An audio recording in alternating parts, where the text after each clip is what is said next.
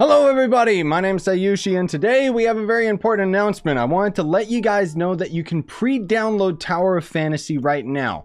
For those of you that are Genshin Impact fans, I highly recommend that you check this game out, and those of you that don't know what this game is, let me give you a brief summary. So it's going to end up being a gacha game, which a gacha game basically means that you're going to essentially gamble in order to end up getting characters. You can spend money on it to end up buying them and so on and so forth, but generally speaking, most people can end up playing these games free to play because this is going to end up being a free game that is completely accessible to everybody on PC and mobile devices at the moment. I don't know whether or not they're planning to have it come on consoles, but hopefully they do. Graphically, the game has very similar styles to Genshin Impact, so I might reference it a lot. And funny enough, when this game was actually being developed, it got a bit of infamy for the fact that it was ripping off some assets from Genshin Impact and Honkai Impact, which are both made by the same developer. So in short, it seems like Tower of Fantasy is shaping up to be a Genshin Impact ripoff game,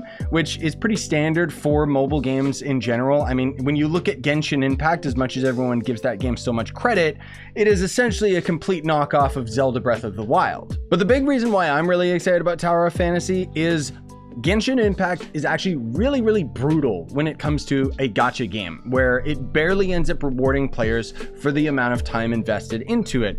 Whereas Tower of Fantasy seems a little bit more generic, where we're going to end up getting tons and tons of stuff because the game is just launching. And then on top of that, by grinding your daily missions and so on and so forth, you're going to end up getting a lot more wishes that you can end up spending on character banners to unlock new characters. The way that the game works, as far as I can tell, is that your main character that you have is most of all going to end up having passive stats as you level them up, but the primary objective of the game is to end up getting your hands on the weapons. As far as I know, every character can use every weapon. Maybe there's a set amount of weapons, I'm not sure, but you can cycle between 3 different weapons, and the weapons themselves will end up generating with different elements. So there's a lot of RNG on RNG on RNG in terms of the loot drops. But the biggest reason why I'm excited about this game is that it seems like it's going to be more of a traditional MMO, because you're going to be able to run into random players out in the environment, at least up to 30. I know that much. There's going to end up being world bosses as well that you can all end up going to the location and fighting with randoms,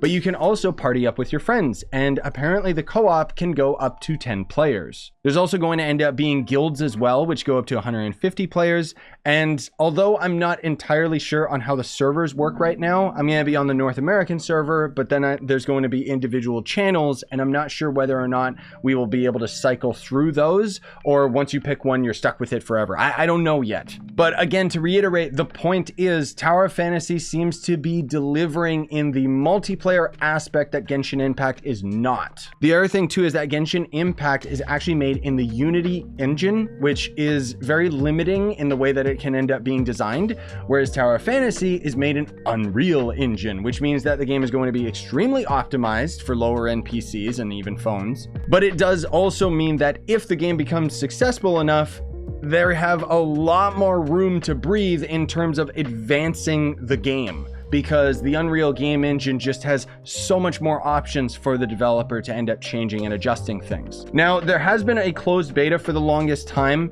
and I've seen some videos on it, not really that much. I haven't put too much research into it until just recently because I didn't know that the game was launching tomorrow. But I do know that it's going to end up being an open world game. It is going to end up having climbing up structures similar to Breath of the Wild and Genshin, and in a lot of ways rips off a lot of elements that Genshin has, but also ends up doing some things better, which is always a good thing because competition breeds the best results for the consumer. And I think that it's awesome that Genshin Impact will potentially have some competition in the mobile game market, because it means that Genshin Impact developers will actually have to start working for a living. Now, I know that that sounds like a harsh comment for somebody that might just be getting into Genshin Impact, but I've been playing Genshin Impact since it ended up launching, and all of my endgame friends agree that the game has definitely slowed down in development, and generally speaking, they haven't really given us anything to strive towards. There's not really an end game. Now, that said, there is going to end up being the the, you know, mobile game tropes,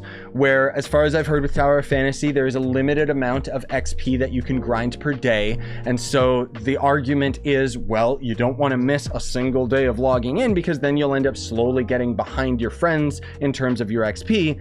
But I'm going to be playing this game extremely casual and free to play. I'm not going to drop any money on it. I've learned my lesson with Genshin Impact, because that was my first gacha game. And at the end of the day, honestly speaking, it's just the fact that we can play with 10 people and the co-op being a lot better, because it means that we can all play together. So hopefully you guys are interested in the title and end up installing it.